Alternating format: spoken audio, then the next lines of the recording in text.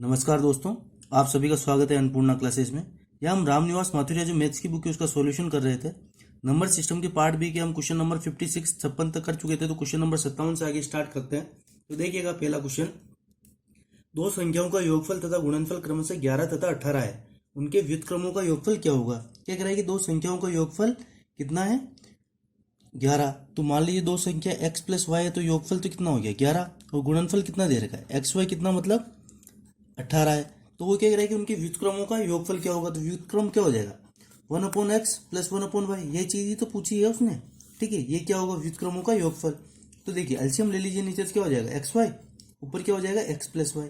तो ऊपर तो क्या आ जाएगा योगफल, योगफल कितना आपके पास 11, और नीचे क्या आ जाएगा गुणनफल, मतलब व्युत्क्रमों का योगफल क्या हो जाएगा 11/18, और ये क्या हो जाएगा हमारा आंसर हो जाएगा।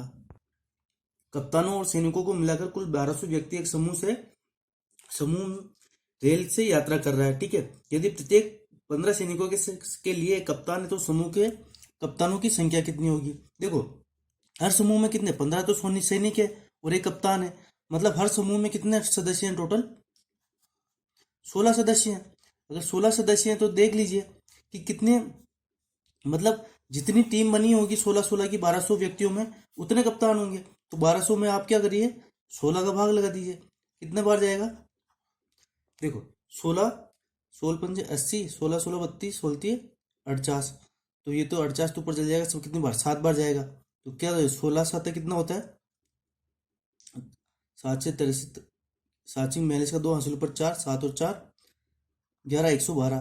ठीक है, तो ये कितनी बार जाएगा हमारे पास 7 बार गया 112, तो 8 और 0 बचा तो कितने बार जाएगा 75 बार। तो हमारे कितना, मतलब अगर 75 16-16 सदस्यों की 75 टीम बनी होगी और 16 सदस्यों की टीम में एक कैप्टन एक है, तो टोटल कितने कैप्टन हो जाएंगे 75 कैप्टन हो जाएंगे, और ये क्या हो जाएगा हमारा आंसर हो जाएगा। जब किसी संख्या को 121 से विभाजित किया जाता है तो शेष 25 होता है। ठीक है, यदि उस संख्या को 11 से विभाजित किया जाए तो शेष क्या होगा। देखो 121, सबसे पहले चेक कर लो 121 में 11 का भाग जा रहा है ना। ठीक है, तो अगर जिस संख्या में 121 का भाग पूरा पूरा जाएगा तो 11 का भी भाग पूरा पूरा जाएगा। 121 का भाग देंगे तो कितना 25 शेष बचता है ना। तो कुछ मत करिए, 25 में आप 11 का भाग लगा दीजिए। तो 25 में 11 का भाग लगाएंगे तो कितना शेष बचेगा 3 शेषफल बचेगा ना, ये हमारा आंसर हो जाएगा। पीछे ऐसे बहुत सारे क्वेश्चन हम करके आ चुके हैं, तो अब जल्दी जल्दी करते हैं। ठीक है, टाइम वेस्ट नहीं करेंगे। देखिए क्वेश्चन नंबर 60 देखिए, 156*942 में लुप्त अंक ज्ञात कीजिए ताकि ये संख्या 11 से विभाजित हो जाए। आप अगर चाहो तो इसको ऑप्शन से भी कर सकते हो, और ऑप्शन से नहीं तो 11 से विभाजितता का नियम होता है कि जो सम स्थान और विषम स्थान का अंतर होता है ना, वो अगर 0 या 11 से विभाजित हो रहा हो तो वो संख्या 11 से विभाजित होती है। तो यहाँ देख लीजिए, संख्या लिख देता हूँ मैं 156, ये पता नहीं तो 942। अब देखिए ये एक एक छोड़ के एक संख्या ले लीजिए, कितनी होगी 1 6 7, 7 और 9 16, 7 और 9 16, 16 और 2 18, मतलब जो ये विषम स्थान आ रहे हैं ना इनका योग तो कितना है 18।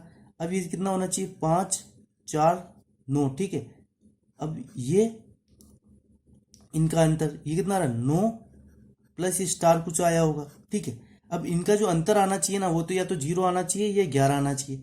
ये 0 या 11 कब आएगा जब, तो देखो अगर ये स्टार की जगह अगर मेरे पास 9 होता तो ये क्या होता मेरे पास 18 - 18 हो जाता ना, 0 आता ना यहाँ। तो यहाँ देखो ऑप्शन में क्या मिल रहा है आपको 9 मिल रहा है ना, तो ये हमारा आंसर हो जाएगा। यदि 5 4 3 2 स्टार 7 में 9 से विभाज्य हो तो स्टार के स्थान पर कौन सा अंक आएगा, मतलब यहाँ के स्थान पर कौन सा आएगा जब अगर ये वाली संख्या जो है 9 से विभाज्य हो।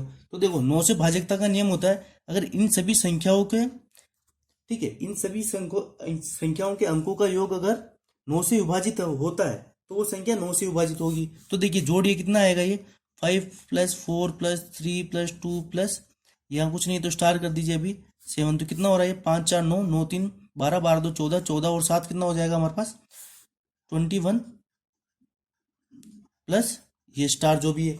अब देखिए ये 21 प्लस स्टार 9 से कब विभाज्य होगा, जब इनका ये 9 के पाड़े में आता है 9 9 18 27, तो 27 से कितना कम, यहाँ कितना कम हो रहा है ये 6 कम हो रहा है ना, मतलब ये 21 ये 21 + 6 होता तो ये कितना हो जाता हमारे पास 27, और ये 9 से विभाजित होता तो ये संख्या 9 से विभाजित हो जाती, मतलब स्टार के स्थान पे क्या आएगा 6 आएगा, और ये क्या हो जाएगा हमारा आंसर हो जाएगा। अगला क्वेश्चन देखिएगा, 67 की पावर 67 + 67 को 68 से विभाजित किया जाए तो शेषफल क्या होगा। देखो इससे क्वेश्चन में मैंने आपको बताया था, जब भी पावर विषम में होना तो उसको आप एक मान लीजिए। तो यहाँ 67 की पावर आप क्या मान लोगे, 1 प्लस 67, और इसमें 68 से भाग दे दीजिए। कितना आएगा ये 67 और 67 कितना हो जाएगा, 7 7 14 का 4, हासिल ऊपर 134/68। तो यहाँ शेषफल कितना बच जाएगा हमारे पास 66, और ये क्या हो जाएगा हमारा आंसर हो जाएगा। मतलब शेषफल कितना आया यहाँ 66। दो अंकीय संख्या और इन संख्याओं के दोनों अंकों को परस्पर बदलने के बाद बनी संख्या के बीच 9 का अंतर है। संख्या के दोनों अंकों के बीच कितना अंतर होगा।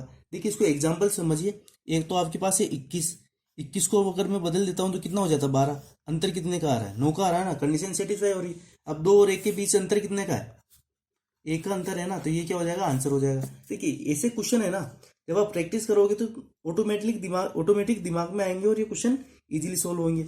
इनके लिए ज़्यादा कुछ करने की जरूरत नहीं है, बहुत कुछ है मैथ्स में और भी जो हम अच्छे से सीख सकते हैं। तो ठीक ऐसे क्वेश्चन आते हैं तो थोड़ा दिमाग का यूज करिएगा। 2 अंकों की संख्या के अंकों का योग 7 है, ठीक है। यदि अंकों को पलट दिया जाए तो नई संख्या में 3 जोड़ने पर मूल संख्या की 4 गुनी हो जाती है। तो मूल संख्या क्या है। अब देखो ये ऑप्शन से करते हैं हम, ऑप्शन लिख देता हूं मैं इसके, 34, 61, 25 और 16, ये 4 ऑप्शन है। तो अब देखो वो क्या कह रहा है कि 2 अंकों की संख्या के अंकों का योग 7 है, सब में अंकों का योग 7 है, तो ठीक है सबको चेक करना पड़ेगा। तो अंकों को पलट दिया जाए, इसको पलट देते हैं 34 का अगर 43 कर दूं तो क्या कह रहा है कि मूल, तो नई संख्या में 3 जोड़ने पर मूल संख्या की 4 गुनी हो जाएगी, ठीक है। ये तो यहाँ होगा ही नहीं पॉसिबल। इसको बदल दूं तो ये कितना 16, तो ये भी नहीं होगा, ठीक है। ये तो कम ही हो रहा है ना, ज्यादा होगा नहीं, तो ये भी नहीं होगा। 16 चेक करते हैं, 16 हो सकता है, ठीक है। 16 को चेक करते हैं तो देखो 16 को उलट दिया कितना हो गया 61, 61 में अगर मैं 3 जोड़ देता हूँ तो कितना आता है 64, 16 चौक 64, 4 गुना हो रहा है ना, कंडीशन यहाँ सेटिस्फाई हो रही है। मतलब ये भी इस देखते ही टिक करने वाला आंसर था कितना 16, इसका आंसर हो जाएगा। 3 संख्याओं का योग 140 है। पहली संख्या दूसरी संख्या की 2 गुनी तथा तीसरी संख्या की 4 गुनी है। तो ठीक है, तो फर्स्ट संख्या, ये सेकंड और ये थर्ड, ठीक है। अगर मैं फर्स्ट वाली को अगर 4x मान लेता हूं तो सेकंड वाली क्या हो जाएगी 2x और थर्ड वाली क्या हो जाएगी x। क्या कह रहा है कि पहली जो संख्या है वो तीसरी की तो कितनी है 4 गुना, और दूसरी की क्या है 2 गुना, तो ये कंडीशन सेटिस्फाई हो रही है। अब वो क्या कह रहा है कि इनका योग कितना 140, मतलब 4x plus 2x plus x कितना दिया हुआ है हमें 140। यहाँ से कितना आ जाएगा 7x इक्वल टू 140। 7 से काट दीजिए 20 बार कटेगा तो x की वैल्यू कितनी आ जाएगी हमारे पास 20। तो क्या बोल रहा है वो, इसमें सबसे बड़ी संख्या कौन सी, तो सबसे बड़ी तो 4x ही है ना, तो x की वैल्यू रख दीजिए 4 इंटू 20, तो कितना आ जाएगा ये 80, और ये हमारा आंसर हो जाएगा। मतलब सबसे बड़ी संख्या कौन सी है यहाँ 80 होगी। एक कक्षा में लड़कियों की संख्या लड़कों की संख्या से 5 गुनी है, ठीक है। तो क्या कह रहा है लड़कियों की संख्या लड़कों की संख्या की 5 गुनी है। अगर लड़के एक है ना, तो क्या कह रहा है वो लड़कियां कितनी है 5 है, ठीक है। ये कह रहा है ना कि अगर लड़कियां एक है, लड़के एक है तो लड़कियां 5 गुना है, क्योंकि लड़कों की संख्या की 5 गुना क्या होना है लड़कियां हैं। निम्न में से कौन सी संख्या कक्षा के कुल बच्चों की नहीं हो सकती। तो देखो ये 1:5 में मतलब कितना, जो भी होगा 6 के गुणज में होगा। 24 6 के गुणा में है, 42 भी 6 के गुणा में, और 30 भी 42 की। तो 30 बच्चे भी पॉसिबल है, 42 भी पॉसिबल है, 24 भी पॉसिबल है, लेकिन 35 पॉसिबल नहीं है क्योंकि 6 की पहाड़ी में नहीं आता। देखो अगर ये होता ना तो यहाँ तो आप क्या करते, इसको किस अनुपात में लिख देते हमारा ये 4 और 20 हो जाती। अगर इधर भी हमारे को करना होता तो इसमें क्या हो जाता हमारे पास 7 के बाद लगाते, 7 अनुपात कितना हो जाता 7 और 35 हो जाते लड़के और लड़कियां। 30 में क्या हो जाता 6 का भाग लगाते तो 5, तो कितना था 5 और 25 हो जाता। लेकिन यहाँ तो हम डिवाइड कर ही नहीं सकते ना, ठीक है। तो हमारा आंसर क्या हो जाएगा ए हो जाएगा, मतलब 35 कुल बच्चों की संख्या पॉसिबल नहीं है। 225 मीटर लंबे बाड़े में 26 पेड़ इस प्रकार लगाए गए हैं जिनके बीच की दूरी बराबर है। बाड़े में प्रत्येक किनारे पर एक पेड़ है, तो पेड़ों के बीच की दूरी कितनी होगी।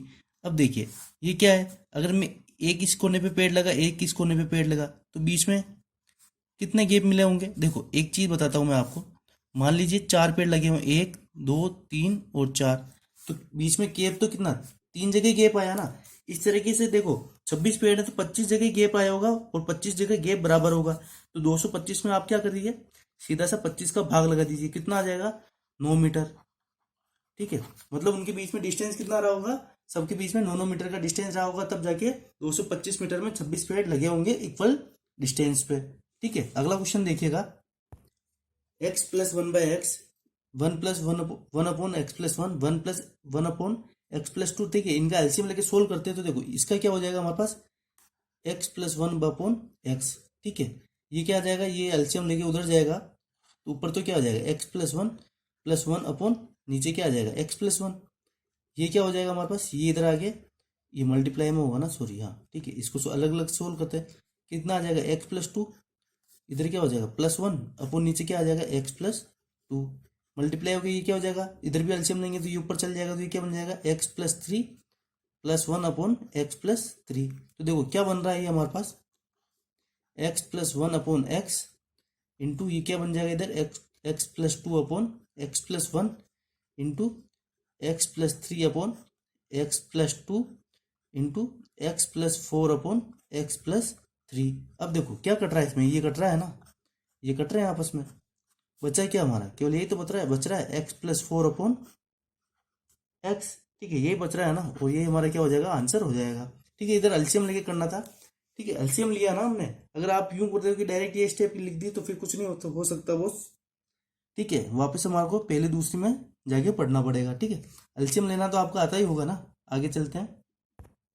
300 पृष्ठों वाली पुस्तक की पृष्ठ संख्या लिखने हेतु कुल कितने अंकों की आवश्यकता होगी।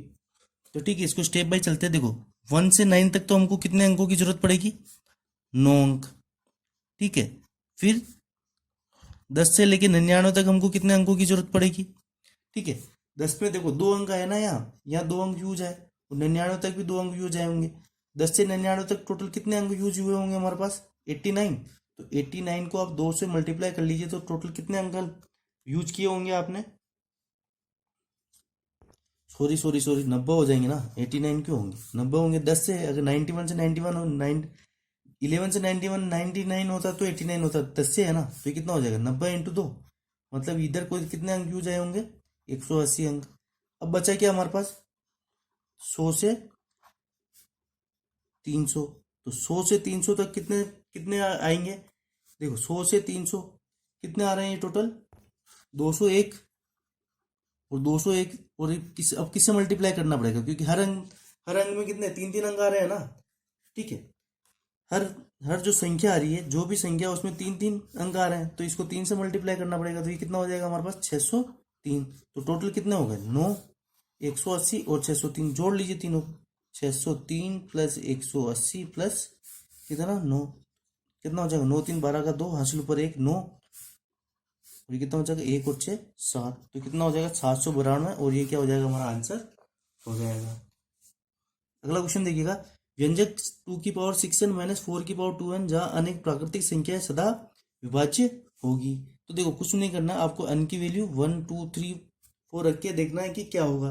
तो जब मैं n की वैल्यू 1 रखूंगा तो ये कितना आ जाएगा 2 की पावर 6 माइनस 4 की पावर कितना आ जाएगा 2। तो ये कितना हो जाएगा 2 की पावर 6 कितना होता है हमारे पास, देखो 2 4 8 16 32 और 64। तो कितना हो जाएगा 64 माइनस का 16, 64 में से 16 माइनस होगा तो क्या हो जाएगा 48। अब देखो ऑप्शन में देख लीजिए 48 किससे विभाजित। ठीक है, तो ऑप्शन में आपको 48 दे रखा है, चेक कर लिया मैंने, तो वही आपका क्या हो जाएगा आंसर हो जाएगा। 3 संख्याओं में से पहली 2 का योगफल 55 है। 3 संख्या हम मान लेते क्या होगा A B C है, तो क्या कह रहा है 3 संख्याओं में पहली 2 संख्याओं का योगफल 55, मतलब A प्लस B कितना आपके पास 55 है। दूसरी और तीसरी का योगफल कितना 65, मतलब B कितना दे रखा है, दूसरी और तीसरी का योगफल 65। अब क्या कह रहा है वो अगली लाइन में, और पहली के 3 गुना के साथ, पहली के 3 गुना मतलब 3 है, के साथ तीसरी का योगफल, मतलब तीसरी कौन सी C का योगफल कितना है 110 है। तो तीसरी संख्या मतलब हमको C निकालनी है। तो आप कुछ मत कर दीजिए, इनका सम ले लीजिए। इनका देखो, इनको जोड़ेंगे तो A और 3A कितना हो जाएगा 4 है, B और B कितना हो जाएगा 2B, और C कितना हो जाएगा 2C। इधर इन सबको जोड़ लीजिए, 55 और 65 कितना हो जाएगा 120, 120 और 110 230 हो जाएगा। अब देखिए इधर से सबसे 2 कॉमन निकल रहा है ना हमारा, तो इसको क्या लिख सकते हैं हम, 2 तो कॉमन ले लूंगा मैं, 2A plus B plus C equal to 230। इस 2 को 230 से काट दीजिए, कितना आएगा 115। और ये B प्लस C की वैल्यू कितनी है हमारे पास 65 है ना, तो देखो 2A की वैल्यू कितनी आ जाएगी, 2A की वैल्यू हो जाएगी 115 माइनस का 65। तो 2A कितना हो जाएगा हमारे पास 115 में से जब 65 को हम माइनस करेंगे तो कितना बच जाएगा 50। तो A की वैल्यू कितनी आ जाएगी, यहाँ से 2 से काट दीजिए, तो A की वैल्यू कितनी आ जाएगी हमारे पास 25। अब देखिए जब A की वैल्यू 25 है तो हमको निकालना क्या है, सी निकालना है ना, तो इस इक्वेशन में मान रख दीजिए। ये कितना हो जाएगा 3a कितना हो जाएगा 75, 25 × 3 प्लस सी इक्वल टू 110 दे रखा है, तो सी की वैल्यू कितनी हो जाएगी 110 माइनस का 75, तो ये कितना आ जाएगा आपके पास 35, और ये क्या हो जाएगा हमारा आंसर हो जाएगा। मतलब सी की वैल्यू कितनी निकल के आई 35। अगला क्वेश्चन देखिएगा, 3 अंकों वाली संख्या तथा अंकों को पलटने से बनी संख्याओं में 495 का अंतर है, तो बताओ इकाई व सैकड़ा वाले अंकों के मध्य कितना अंतर होगा। अब एक चीज बताइए, 3 अंकों की संख्या, जैसे मैं मान लेता हूँ, एक एग्जाम्पल देता हूँ आपको 365, तो इसको क्या लिख सकता हूँ मैं 300 + 60 + 5 लिखता हूँ ना। तो ऐसे ही अगर मैं इधर एक संख्या मान लेता हूँ ABC, तो ये वाली संख्या क्या रही होगी 100A + 10B + का C, यही रहा होगा ना। तो देखो अब वो क्या कह रहा है कि तीनों अंकों वाली संख्या का अंकों को पलटने से बनी संख्या में 495 का अंतर है। अगर मैं इधर पलट दूंगा तो ये संख्या क्या हो जाएगी 100C + 10B, बी तो वही रहेगा, और ये क्या हो जाएगा प्लस का A। कितना अंतर आ रहा है इसमें 495, मतलब पहले क्या संख्या थी आपके पास 100A + 10B + C माइनस का 100C, मतलब ये सब माइनस हो जाएगा, 10B माइनस का A कितना बता रहा है वो 495 बता रहा है। इसको सोल्व कर लीजिए, 100A में से एक एक जाएगा तो कितना बचेगा 99A, 10B में से 10B ये पूरा कट जाएगा, ठीक है। बचा क्या C में से, तो ये इधर क्या बचेगा 99 माइनस का C इक्वल टू 495। 99 इधर से 99 कॉमन ले लीजिए, 99 कॉमन लिया तो क्या है A माइनस का C, ये कितना आ जाएगा 495। 99 को 4 से 95 से काटोगे तो कितने बार कटेगा 5 बार, तो यहाँ A माइनस C की वैल्यू कितनी है 5। पूछा क्या उसने हमसे, तो बताओ इकाई व सैकड़ा, तो इकाई और सैकड़ा ये तो है A और C, इकाई और सैकड़ा वाली पंक्तियों के बीच अंतर कितना होगा, तो A माइनस C, वही तो बोला है, तो A माइनस C की वैल्यू क्या आ गई 5, और ये क्या हो जाएगा हमारा आंसर हो जाएगा। 3 अंकों वाली एक संख्या में सैकड़े के स्थान वाला अंक इकाई के स्थान वाले अंक का 2 गुना है। मतलब हम वह संख्या मान लेते हैं ABC है, तो क्या कह रहा है कि 3 अंकों वाली संख्या में सैकड़े के स्थान वाला, सैकड़े का स्थान वाला और मतलब A इकाई के अंक वाले स्थान के कितना है का 2 गुना है। मतलब क्या रिलेशन आ गया आपके पास A इक्वल टू 2C।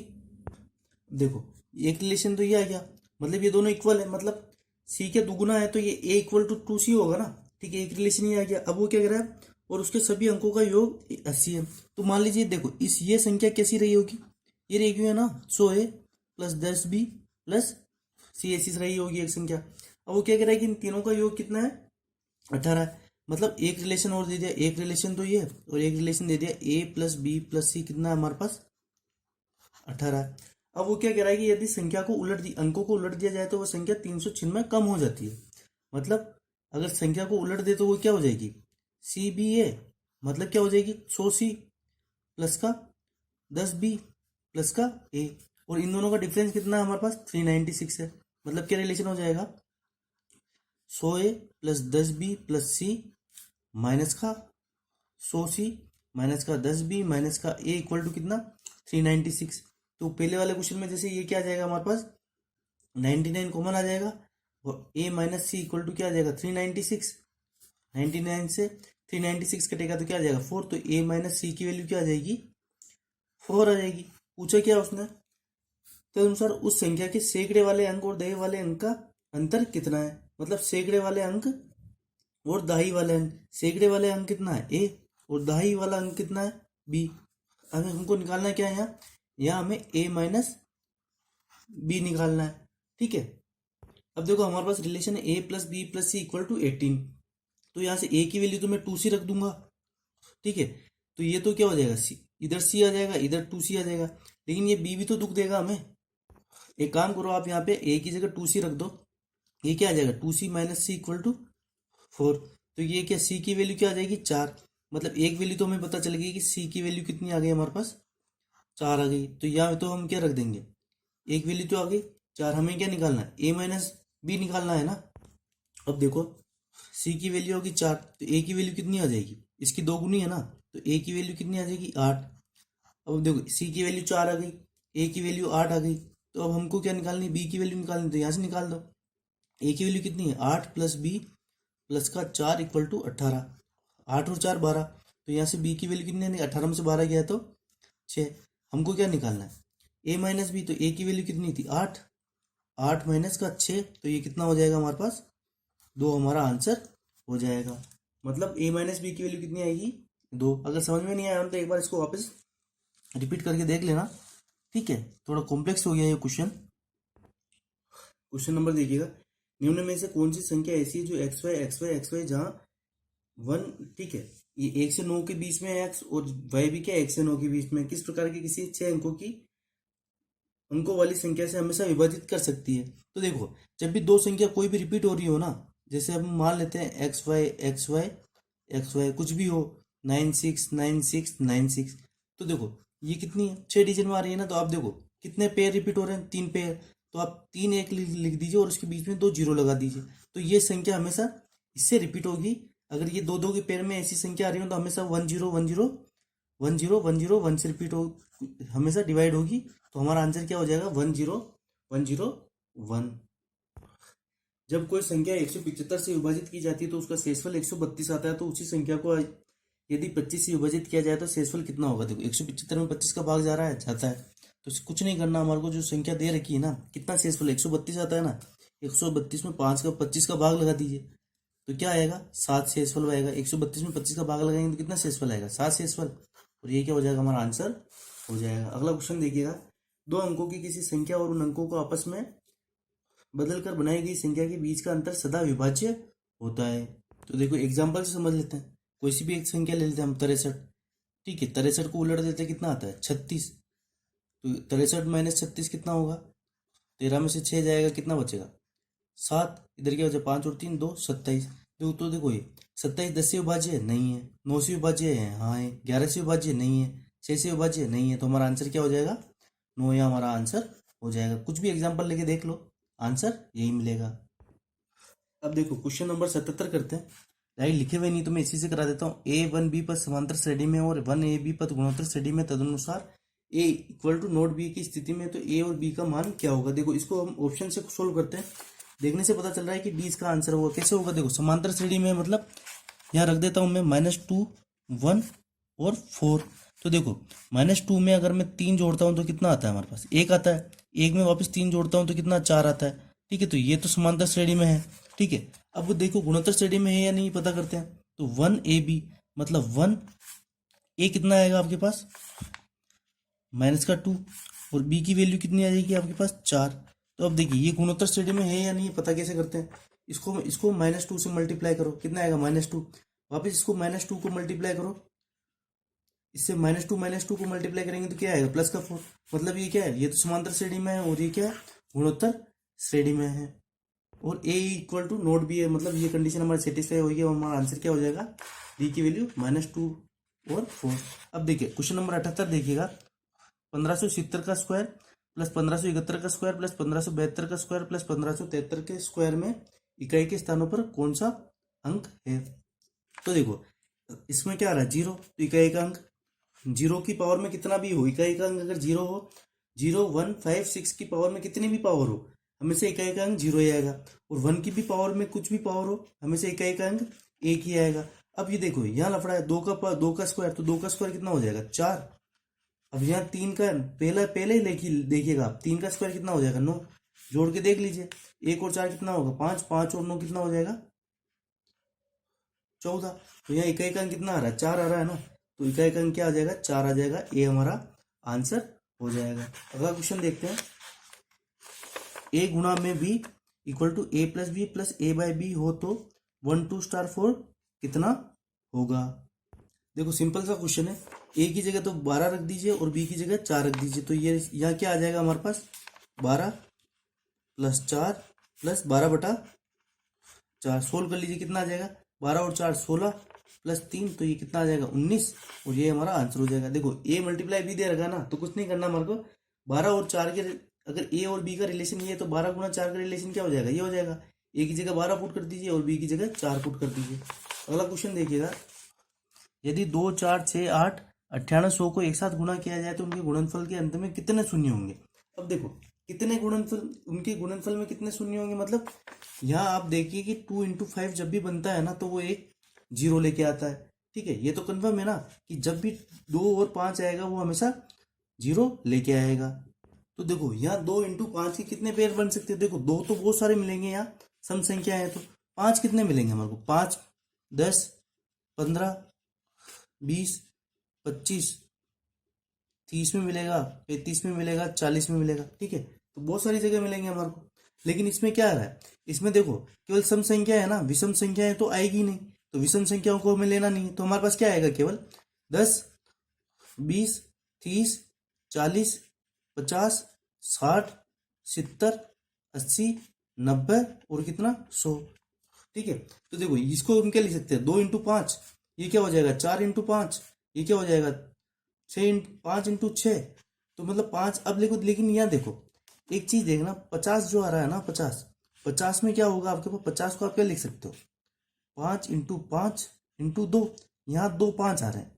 और 100 में क्या हो रहा है, 100 को क्या लिख सकते हो आप, देखो 100 को क्या लिख सकते हैं हम, 2 का भाग लगेंगे तो 2 × 2 × 5 × 5। मतलब क्या आ रहा है, यहाँ 2 5 एक्स्ट्रा आ रहे हैं हमारा, 2 तो बहुत से मिलेंगे ना यहाँ, लेकिन 5 कितने आ रहे हैं, टोटल 12 आ रहे हैं। तो हमारा यहाँ आंसर क्या हो जाएगा, 12। ठीक है, अगर आपको 2 और 5 का ये जो इकाई के गुणनफल के अंत में जो शून्य आते हैं, इस पे अगर आपको वीडियो चाहिए ना, तो मैं एक स्पेशल वीडियो लेकर आऊंगा। अगर आपको ये चीज समझ में नहीं हो तो मेरे को प्लीज कमेंट करके जरूर बता देना, मैं ये करा दूंगा। और ठीक है, और राजस्थान रीड की जो स्पेशल सीरीज चल रही है ना, उसमें मैं एक क्वेश्चन कंपलसरी कराऊंगा आपको, बहुत अच्छे कंसेप्ट के साथ करूंगा। अगले क्वेश्चन पे चलते हैं। देखो होता क्या है ना, ये चीजें हैं बहुत बड़ी। अब यहाँ एक क्वेश्चन आ गया केवल, तो उसको करवाना है, तो इसके बेसिक से मैं आपको पूरा एक वीडियो लेके आऊंगा सेपरेट, और अच्छे से समझा दूंगा। क्वेश्चन नंबर 81 देखिएगा, यदि संख्या 3x + 4y 11 से विभाजित हो तो बताइए कि संख्या 2x - y और 7x + 2y किससे विभाजित होगी। तो देखो अगर x की वैल्यू अगर मैं 6 रख दूं और y की वैल्यू 1 रख दूं, तो ये कंडीशन सेटिस्फाई होगी ना, कैसे होगी, देखो 6 × 18 + 6, ठीक है, 18 + 4 कितना हो जाएगा, y की वैल्यू 1 रखेंगे तो कितना हो जाएगा, x की वैल्यू 6 और y की वैल्यू, तो 18 + 4 कितना, 22, 22 में 11 का पूरा पूरा भाग जाता है। तो अब आप यहाँ वैल्यू पुट कर दीजिए, x की वैल्यू तो कितनी, 6, तो कितना हो जाएगा, 6 × 12, 12 - 1 कितना हो जाएगा, 11। और इधर देखो कितना हो जाएगा, 7 × 42, 42 और प्लस का कितना, 2 आ जाएगा, क्योंकि y की वैल्यू अगर रखेंगे तो कितना, 44। तो ये भी क्या होगा, 11 और 44 किससे विभाज्य, 11 से विभाज्य है ना, तो ये हमारा यहाँ आंसर कितना हो जाएगा, 11 हो जाएगा। ठीक है, तो यहाँ ये टॉपिक भी होता है आपका समाप्त। नया कौन सा टॉपिक करना है कमेंट बॉक्स में बता दीजिएगा, नेक्स्ट वीडियो से वो स्टार्ट कर दिया जाएगा। धन्यवाद।